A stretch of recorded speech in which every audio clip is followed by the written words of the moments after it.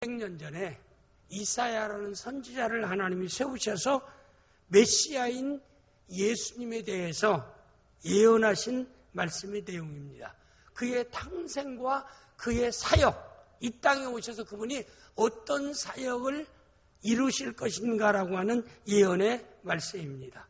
이렇게 2600년 전에 이사야를 통해서 메시아인 예수님에 대한 예언을 했는데, 예언의 성취가 지금으로부터 2000년 전에, 2600년 전에 이사야를 통해 예언했는데 2000년 전이면 600년 후에 그대로 성취됐어요. 이사야가 예언한 그대로 이루어졌습니다. 하나님의 예언, 하나님의 약속은 틀림없이 이루어지는 줄을 믿습니다. 성취되는 줄을 믿습니다. 저는 목회 현장에서 그래요. 하나님 우리에게 약속하신 그 약속이요, 복된 약속이, 내가 너를 구원하리라, 내가 너를 도우리라, 내가 해결하리라, 내가 치유하리라, 내가 너를 풍요롭게 하리라, 내가 너를 승리케 하리라, 내가 너를 존귀케 하리라, 내가 너를 변화시키리라는 약속이 성경에 36,500가지예요. 이 하나님의 말씀 속에 하나님의 약속이. 그러면 저는 항상 내가 비밀 하나 여러분 알려줄게요. 하나님이 나에게 응답했던 비밀. 저는 기도할 때 그래요. 하나님께 맡기면 하나님이 해결해 주신다라고 말씀했지 않아요. 해결해 주세요. 혼자의 강대상에서 참 너무나 목사하니까 뭐 거창하게 기도를 잘할 것 같지만 저는 단순하게 기도합니다. 하나님, 강단에서 하나님, 너의 짐을 주께 맡기라. 내가 내 짐을 감당하고 해결해 주리라. 문제 맡기라고 했잖아요. 하나님이 몇 장 몇 절에 해결해 주세요. 하나님 치유해 주세요. 하나님 변화시켜 주세요. 하나님 구원해 주세요. 그게 믿음의 기도예요. 왜? 하나님이 약속했으니까 그걸 나에게 하나님 보여주세요, 이 말입니다. 하나님 나 급해요. 하나님 보여주세요. 해결해 주세요. 저는 그렇게 거의 기도를 합니다. 개인 기도하면 그렇게 기도해요. 하나님이 약속했으니까 약속대로 하는, 나는 약속대로 합니다. 하나님 기도로 하나님 도움을 요청하지 않아요. 하나님께 맡기지 않아요. 하나님 해결해 주세요. 치유해 주세요. 이루어 주세요. 변화시켜 주세요. 구원해 주세요. 달성케 하여 주세요. 이렇게 그 문제 놓고 하나님 앞에, 그대로 하나님 앞에 저는 기도해요. 그러면 하나님이 문제를 해결해 주시고 성취케 하시고 도달케 하시고 승리케 하시고 구원하시고 치유하시더라 이 말입니다. 저도 급성 신장염이 굉장히 위태로워서 콩팥이 기능을 제대로 하지 못하는 지경까지 뚱뚱 부어가지고 먹지 못하고, 그리고 또 항생제 맞으면은 또 부작용이 생겨요. 그래서 항생제 치료도 못하는, 그래서 종합병원에서 굉장히 어려운 사정이 있어요. 이렇게 뚱뚱한데도요, 다 잠든 사이에 새벽 1시에 일어나가지고 힘없이 종합병원 예배당을 찾아가가지고요, 문 열고 들어가서 거기에서 하나님께 그랬어요. 이사야 53장 5절, 마태복음 8장 17절, 베드로서 2장 24절에 이미 예수님께서 내 병을 치유하셨다라고 말씀했지 않아요. 채찍에 맞음으로 나았다라고 말씀했잖아요. 그 말씀했으면 하나님 나에게 증거를 보여주세요. 나 현재 하나님 빨리 치료해 주세요. 울면서 하나님께 기도해요. 근데 그때부터 하나님이 치유를 시작했어요. 그래서 제가 건강해졌어요. 지금 신장 하나님이 치유하셨다 이 말이, 이건 심장 나빠진 건 회복이 안 돼요. 간 나빠도 회복도 안 되고요. 그런데도 제가 신장으로 전혀 어려움 없이, 사실 나이는 60대인데 30대처럼 활발하게 운동도 하고 활발하게 이렇게 할 수 있어요. 지난번 얘기했잖아요. 우리 노예에서 40대 목사가 같이 노예에서 어떤 제술적이 어떤 가서 산에 올라가는데 그래요. 아무개 목사님 나하고 좀 저기 우리 올라가는 거 한번 같이 한번 겨누어 보자니까, 아이고 목사님 나하고 연식이 다른데, 그래 야 모든 건 결과를 봐야지 뭐 연식이 다르다고 해보자고. 그때 젊은 애가 신남소 목사라고 부석인데 젊은 애 우리 박지현 장로를 얼마나 처음에 잘 가요. 한 10m 앞서가요. 근데 산에 올라가는데 3분의 1 올라가니까 올라가다요 지쳐서 올라가지 못해 헥헥거리고. 산에 올라갈 때는 노하우가 있어야 돼요. 충분히 운동을 하고 보폭을 짧게 해야 돼요. 그리고 정확하게 호흡을 정확하게 맞춰가야 돼. 젊은다고 힘 좋다고 빨리빨리 올라가고 나보다 10m 올라가는데 중간에 가서요. 올라가지를 못하게 헤헷거리고. 근데 저는 꾸준하게 보복을 짧게 해서 빨리빨리 딱딱딱. 나는 항상 할 때 예수 천국, 예수 천국, 아멘 구원. 이렇게 자꾸 아멘 구원, 아멘 구원. 이렇게 호흡을 그걸로 해가지고 맞춰가면서 쫙쫙쫙 올라가니까 나중에 따라오던데. 어떻게 목사님은 저보다 굉장히 띠동갑보다 더 위인데도 어떻게 저보다 잘 올라갔냐라고. 하나님이 그런 건강을 저에게 주셨다 이 말입니다. 여러분 모든 삶의 문제도 마찬가지예요. 목회 33년의 과정 가운데 어려움이 얼마나 많았겠습니까? 성도들의 문제로 또 성경원칙 문제로 재정적인 문제로 수많은 문제가 있을 때 저는 교인들 찾아가면서 얘기하지 않았어요. 그냥 강단에 엎드리는 거예요. 성경에 하나님이 저에게 이미 성경을 또 약속했지 않습니까? 그 약속은 나를 향한 약속이지 않습니까? 하나님 약속대로만 나에게 지켜주세요.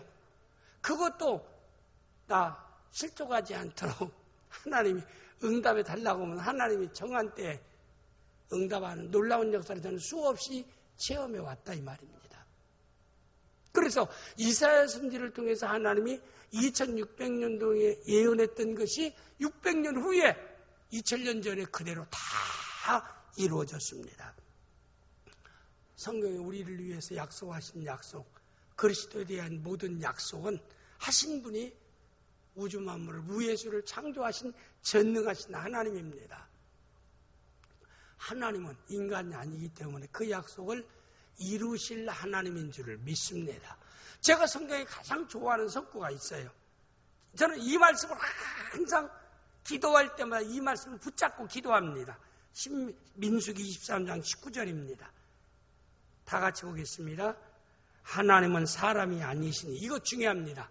이건 하나님이 약속하신 것을 이루시는데 하나님은 사람이 아니시니. 사람은요 약속을 해놓고도 약속을 지키지 못할 때가 있어요. 어느 때에 두 가지. 마음 변해서 약속을 해놨는데 이 약속을 지키면은 내가 손해보겠다 생각하면은 환경 조건 때문에 마음이 변해요. 사람이 화장실 갈 때와 나올 때 다르다라고. 사람은 다 아무리 자기가 인격적이고 아무리 신실해도요 손해본다라고 생각하면은 약속을 엎어버립니다. 그리고 제가 많이 봤어요. 제가 청년 때 고등학교 때 신앙생활 할 때 그 누나들이요 교회에서 남자와 여자의 차이점은 누나들이 은혜 받으니까 예수님을 신랑으로 자기는 신부로 정결한 그리스도의 처녀로 일생 동안 결혼하지 않고 몸을 들여서 처녀로서 주의 사역 감당하다 천국 가겠다라고 그래요. 저도 그때 고등학교 때 은혜 받고요. 그럴 뻔했어요. 만약에 제가 그럴 뻔했으면 저는 결혼 못해요. 그리고 목사도 안 돼요. 우리는 결혼하지 않으면 목사가 안 되니까. 가정을 올바로 세우지 못하는 목사가 안 된다라고 하니까 저는 목사가 우리 대한예수교 합동체에서는 목사가 안 되는 거예요.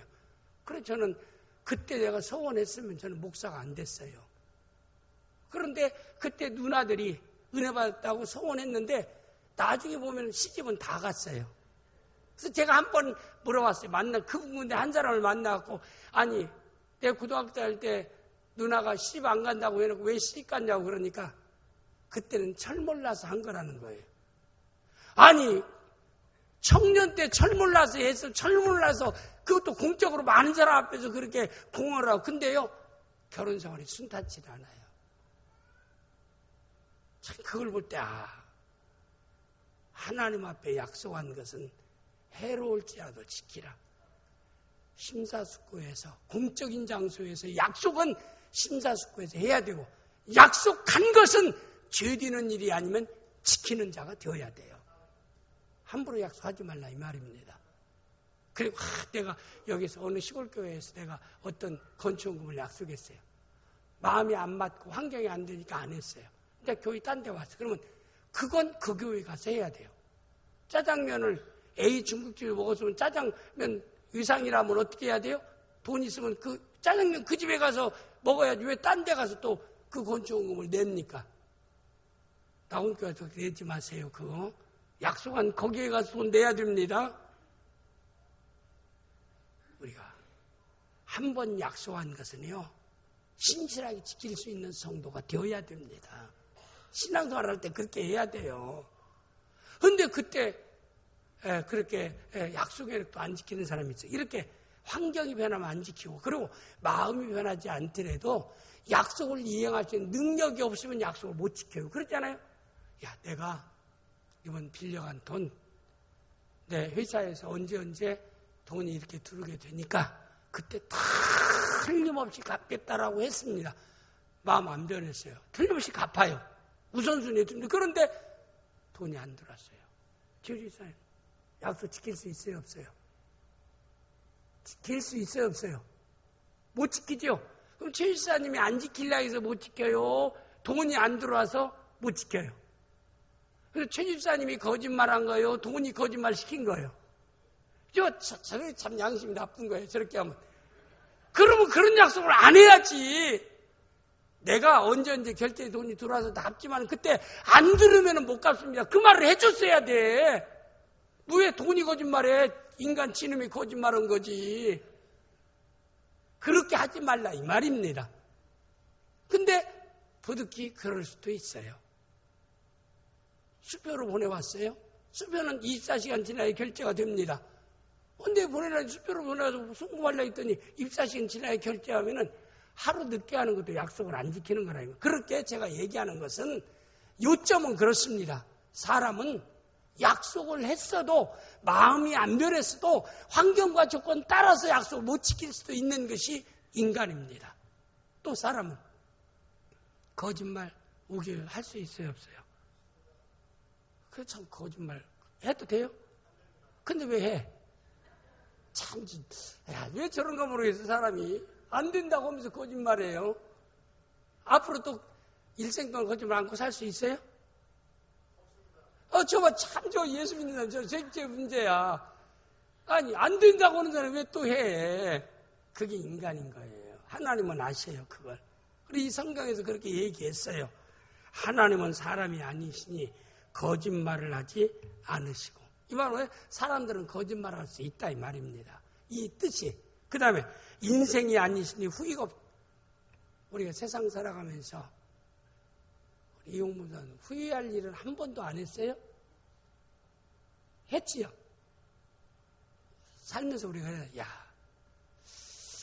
사람이 살면서 그래요. 우리가 후회하는 것 가운데, 내가 선택에 대한 후회 가운데, 야, 내가 참 이 현재의 남편을 만나지 않고 그때 나 좋아하는, 그 사람이 좀 못났어도 나 좋아하는 그 남자와 결혼했다면 내가 이런 고생은 안 할 터인데, 그런 생각을 우리 여자 성도들 했어요, 안 했어요?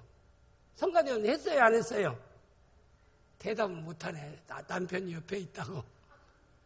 남자도 마찬가지. 아이고, 내가 그때 현재 아내가 아니라 내가 나 그때 좋아하는 누구하고 결혼했으면 이 사람이 이런 사람인 줄 알았으면 내가 진작에 앉는다. 그 여자를 선택할 것이다. 후회. 그러나 실제는 그 남자는 현재 남편보다 더 못해. 그 여자도 현재 아내보다 못해요. 실제 살아보면은 하나님이 70억 가운데 가장 적합한 사람을 남편으로 아내로 주신 줄을 믿습니다. 대답을 되게 안 해. 불만이 많은가 봐.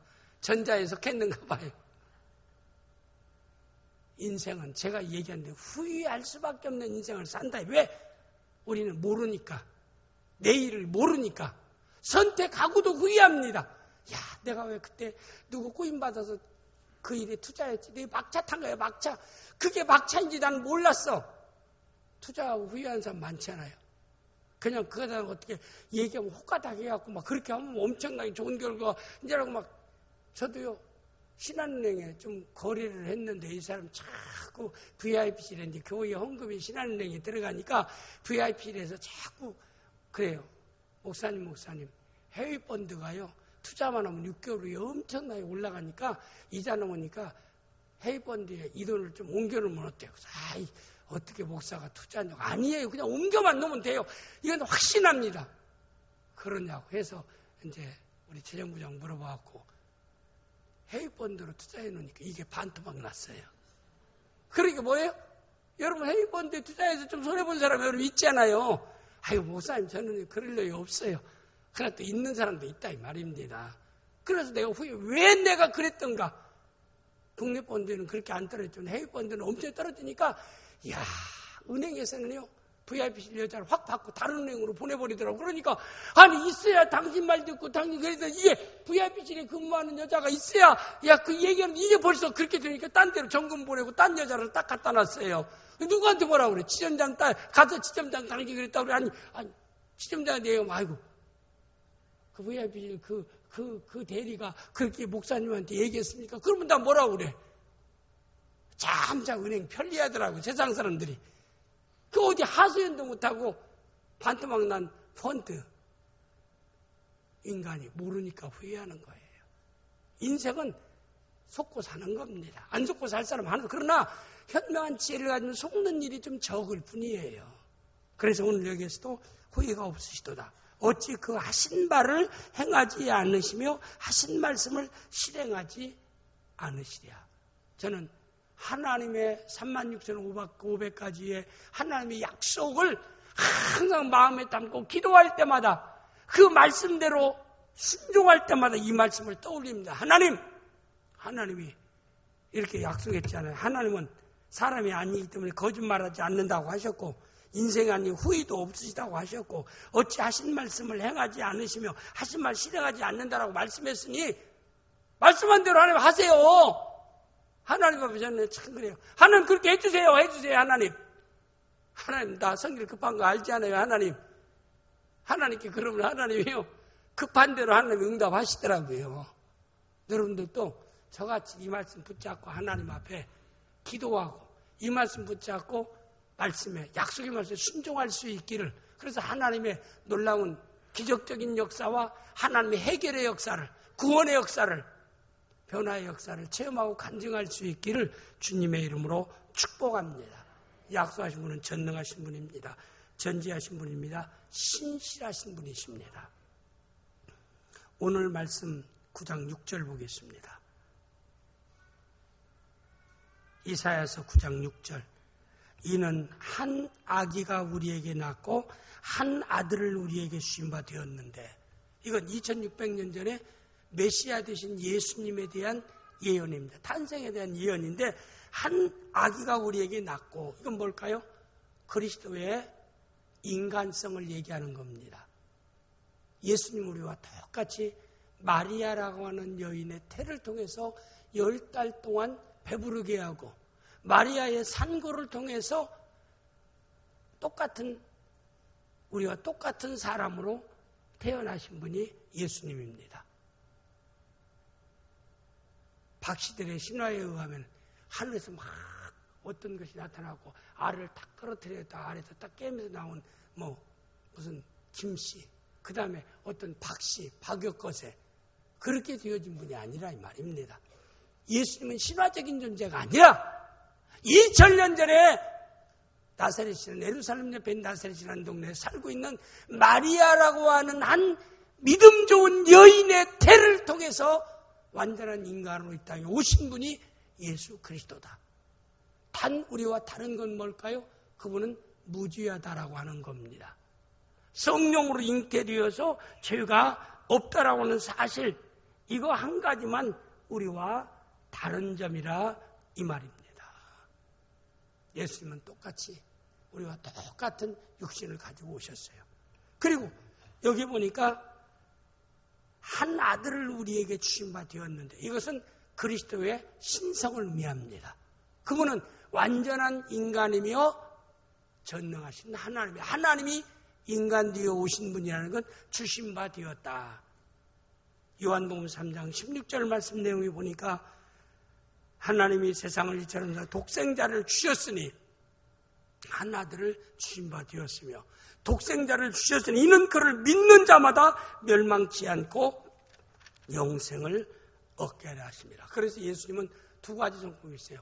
하나님이시면서 우리와 똑같은 인간이라는 것. 그래서 오직 예수 그리스도만이 곧 우리의 구원자가 되어지는 줄을 믿습니다. 왜?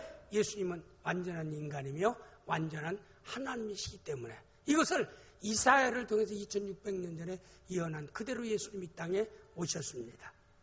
또 이사야 9장 6절 중반절에 보면은 이는 한 나이가 우리에게 낳고 하늘을 우리에게 주신 바 되었는데 그의 어깨는 정사를 메었고 큰 역사를 위해서 사명을 가지고 이 땅에 오셨고 그의 이름은, 그래서 그의 이름에는 다 의미가 있어요. 우리가 여러분 자녀를 낳을 때는 의미 없이 이름을 졌습니까? 물론 옛날에 보면은 무조건 그냥 너무나 이름 여러 가지 이름을 첫째, 둘째, 셋째, 넷째 이름을 여러 가지 짓기도 하지만은 다 자녀를 할 때는 의미 있는 이름을 다 짓는 겁니다. 의미 없이 이름 짓지는 않아요. 여러분의 이름은 다 의미 있게 져요. 성경에도 보면 하나님이 야곱에게 복 달라고 하나님께 기도하는 게 네 이름을 야곱이라 부를 것이 아니라 새로운 이름을 너에게 주노니 이스라엘이라고 하라 그랬어요. 그러면 야곱이라는 말의 뜻은 뭐예요? 육신에 속한 사람, 욕심장이. 이스라엘이라는 말은 승리자. 이제는 내가 너와 함께 너는 승리의 삶을 살아가는 승리자니까 승리자의 이름으로 이제는 살아가라 해서 야곱을 이스라엘이라는 이름으로 하나님이 이름을 개명시켜 주었어요. 또 아브라함으로 하라고 그랬어요. 네 이름을 아브라함은 열국의 아버지. 많은 믿음의 조상이 네가 되리라 해서 아브라함으로 하나님이 바뀌어줬어요. 사례를 사라라는 말도 열국의 아버지. 모든 하나님의 백성의 어머니로 내가 너를 세우리라 해서 사라라는 이름을 줘. 성경에 다 이름에는 뜻이 있어요. 그래서 저도 이름을 바꿔야겠습니다. 우리 부모가 오장렬이라고 지어줬는데 나는 이름 하나님 나에게 말씀하여 주옵소서. 하나님이 지금까지도 하나님이 이름 바꾸라고 안 해요. 바꾸라고 어떤 감동이 오면 바꾸겠는데요. 바꾸지 못했어요. 제가 지난번 그랬죠. 조영기 목사님의 이름을 다윗이라고 바꿨어요. 조다윗. 이렇게 바꿔서 2년 동안 조다윗이라고 바꿔서 주보도 내고 부르는데 사람들이 항상 쪼다. 조다윗은 빨리 부르면 쪼다 하니까 야, 그 이름 안 되겠다. 야, 조용기로 다시 바꿔라 해서 지금은 조다윗이라는 말을 안 써요. 지금 은퇴하셨지만 한국의 거물 목사님이고 세계적인 그래도 훌륭한 목사. 우리 교파는 달라도 한국의 역사에 많은 사람을 주 앞에 돌아오게 하는 구원을 위해서 만시대에 쓰임받은 위대한 세계적인 목사. 이런 얘기하면 합동적 보수 정통 목사들이 저를 굉장히 비판적인 눈으로 얘기해요. 그러나 저는 존경하는 목사님입니다. 훌륭한 목사님이에요. 훌륭한 건 훌륭한 거예요. 예수 전하는 분은 훌륭한 겁니다. 저는 지난번 어느 권사님 집에서 그랬어요. 지혜로운 성도와 지혜롭지 않은 성도의 처신법에 대해서 얘기했어요. 지혜로운 성도는 어떤 성도인가? 교회에서 목사님이 목회를 성경적으로 바로 한다라고 하면은 목사님이 하는 모든 일에 그 편 뒤어주는 사람이 지혜로운 사람이다.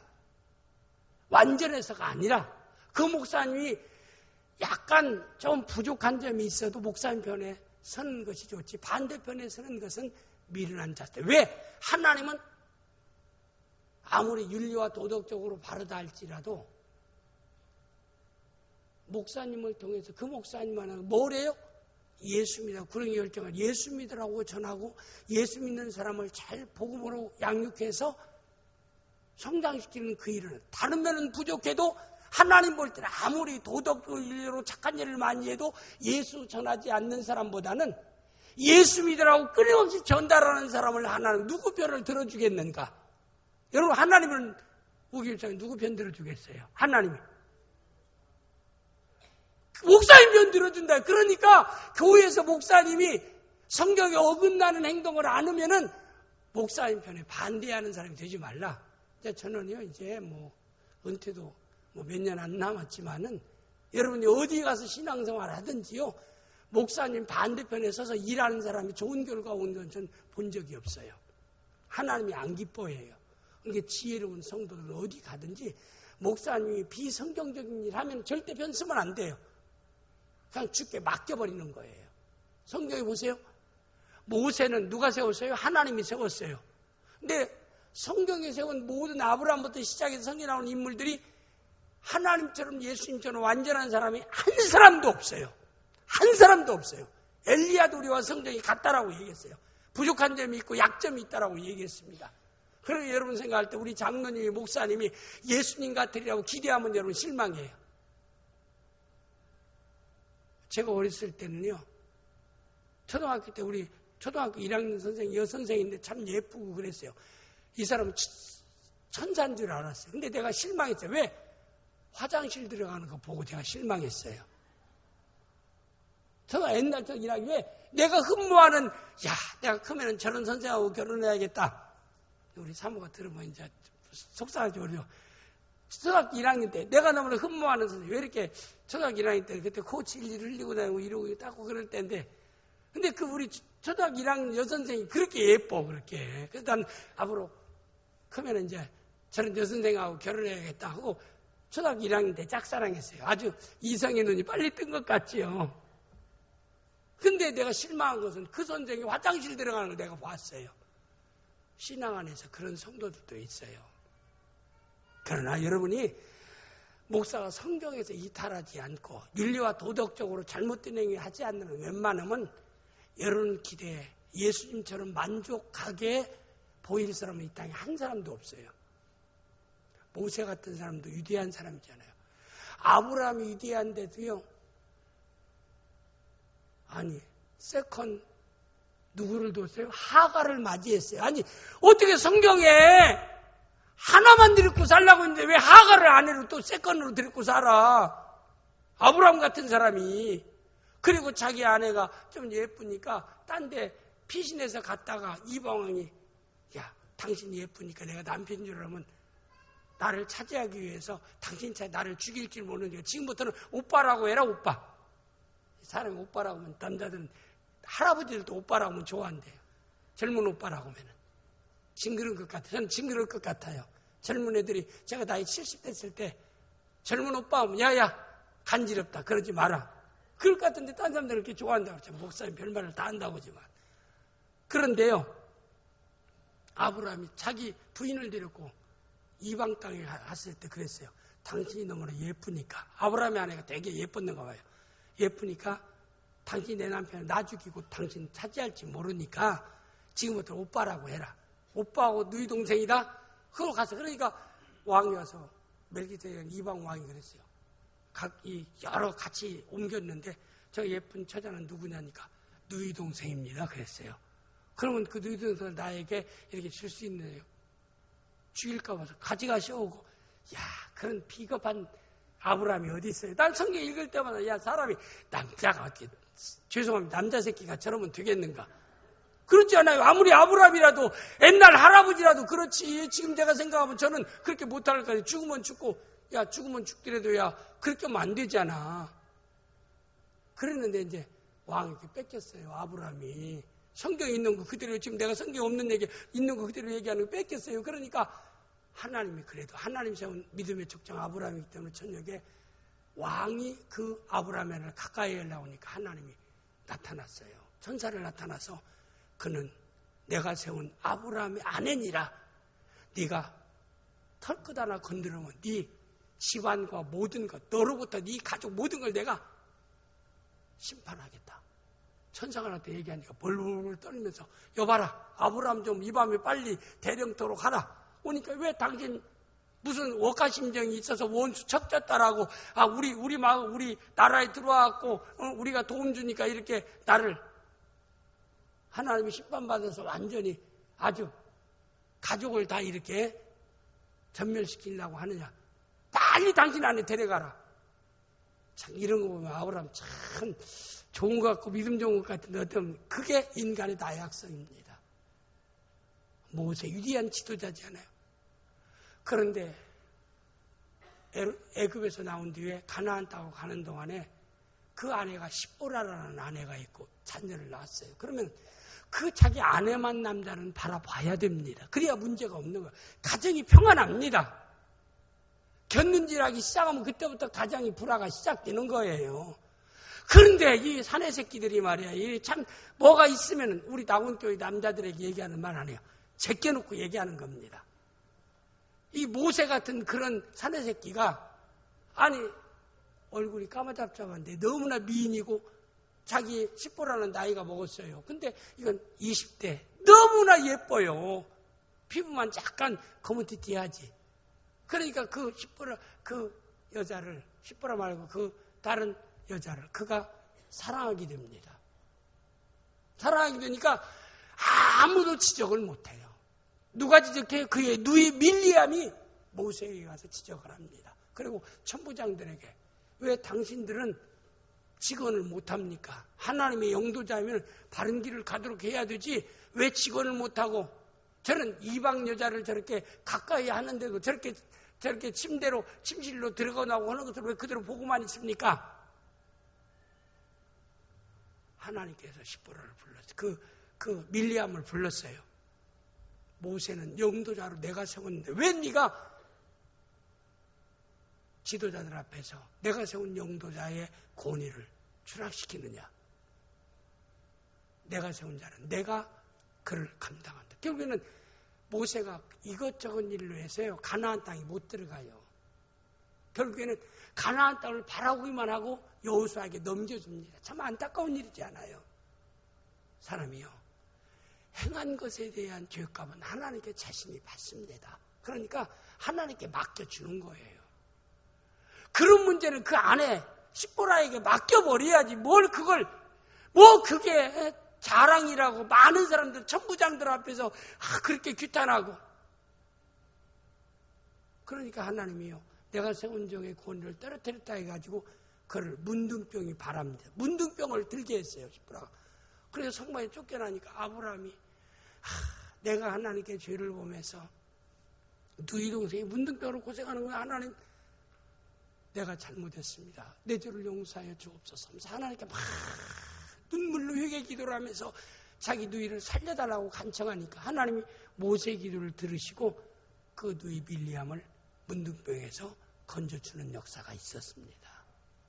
이런 사건 속에서 기억해야 될 것은 지도자나 사명자의 잘못은 하나님이 거기에 상응하는 벌을 주시니까 그걸 드러내놓고 말할 필요가 없다 이 말입니다. 그냥 놔둬도 하나님께서 그건 다 심판하셔요. 꼭 그걸 그렇게 가서 밀리암처럼 나가서 해야 됩니까? 성경에 그런 사건 많아요. 보면 노아의 세 아들. 노아는 얼마나 믿음의 사람이에요. 하나님과 동행한 사람이고 의로운 사람이었고 정직한 사람이요. 그런 사람인데도 방주에서 나와서 포도농사를 너무나 잘 되니까 포도주를 담근 것을 너무나 많이 먹었어요. 너무나 많이 먹으니까 포도주도 취하는 거예요. 발효돼가지고. 너무나 적당하게 먹어야 하는데 너무나 많이 먹다 보니까 취하니까 열이 나니까 어떻게 장마에서 옷을 헐다가 다 벗어버렸어요. 보이지 않게 할 때, 가려야 할 때는 기본으로 가려놔야 하는데 다 벗고 팔자를 이렇게 자고 있는데 그 아들 함과 셈과 야벳 가운데서 함이라는 아들이 아버지 장막에 들어가 보니까 부끄러운 꼴을 하고 있어요. 그러면 어떻게 해야겠어요? 혼자 알고 조용히 가서 덮어주든지 그냥 팬티만 입혀주고 팬티는 없지만 그때 입혀주고 나오든지 하면 되지. 그걸 나와가지고 셈과 야벳과 많은 사람이 우리 아버지가 그럴 수 있느냐라고 믿음 좋은 사람이 아버지가 그럴 수 있느냐라고 그럴 수 있어요 없어요? 그럴 수 있어요 없어요? 아니 또 그럴 수 있다래. 참 마음이 우리 우기호 집사가 높네. 점수를 후하게 잘 주네. 인간은 그럴 수도 있는 거예요. 그런데 이제 그걸 떠들고 다니니까 나중에 셈과 야벳이 그 소리를 듣고 빨리 장막에 들어가서 확인도 안 했어요. 정말 내 형제 함이 얘기한 것이 사실인가 하니까 확인도 하지 않고 옷을 벗어서 둘이 뒷걸음질 쳐서 가서 아버지의 하체를 가려주었더라. 창세기 나오는 말씀입니다. 그러고 나서 그가 딱 노아가 자고 깨었어요. 깨서 보니까 소문이 들리면서 사람은 다요 소문이 전달되게 돼 있어요. 사람들의 사건은 다 전달되고 그러니까 들어보니까 셈과 야벳은 이렇게 했고 함은 이렇게 했다니까 나중에 하나님 축복을 노아가 자녀 세 아들을 놓고 축복 기도할 때가 돼요. 근데 성령께서 축복을 하게 할 때 그 축복의 내용 가운데 보니까 셈과 야벳은, 셈은 우리 아시아 계열, 신앙적인 아시아에서 예수님이 이 땅에 오셨어요. 그래서 예루살렘은 중동아시아, 한국은 아시아는 극동아시아예요. 아시아는 셈족이에요. 셈족은 믿음의 복을 받고 그리고 여러 가지 하나님 앞에 신앙적인 복을 받으리라는 말이 있고, 야벳은 구라파 유럽 쪽 사람입니다. 너희들은 경제적과 문화적인 복을 받으리라고 후손들에게 복을 빌고, 함은 아프리카 사람들을 중심한 사람입니다. 너희들은 종의 종이 되고 가난과 기근 가운데 섬김의 삶을 살게 되리라. 참, 함의 후예들은요, 그들이 그렇게 된 것은 조상 탓입니다. 자기들이 노력해서 된 게 아니에요. 그들이 잘못 살아서 그렇게 되고 선택을 잘못해가 아니라 조상 탓입니다. 조상된 우리가 믿음으로 바로 서야 우리 후손이 복을 받는 역사가 있게 될 줄을 믿습니다. 저는 그걸 많이 봤어요. 목회 현장에서. 내가 이렇게 복을 받은 것은 우리 어머니 아버지가 믿음을 따라 심었기 때문입니다. 이런 말을 수없이 저는 들어왔습니다. 여러분, 당대로 끝나는 게 아니에요. 여러분 자녀들에게 이런 놀라운 하나님의 역사가 있다는 사실을 꼭 마음속에 담고 우리 모든 성도들은 복을 쌓으며 살아갈 수 있는 복된 성도들이 되어질 수 있기를 주님의 이름으로 축복합니다. 주님의 이름으로 축복합니다. 하나님의 약속은 반드시 이루어집니다.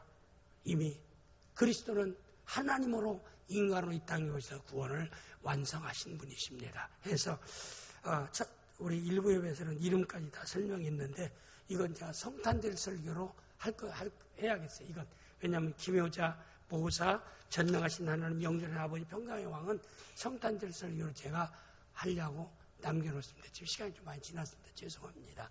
해서 우리 다운의 귀한 성도들은 항상 하나님의 오늘 말씀 가운데 제가 얘기한 민수기 13장 19절을 꼭 마음에 잡고 하나님의 모든 약속을 위해서 믿음의 기도를 드리고 믿음의 순종을 통해서 예수 믿는 것은 받은 것만도다 간증하며 살아가는 귀한 성도들이 되어질 수 있기를 주님의 이름으로 축복합니다. 기도하겠습니다.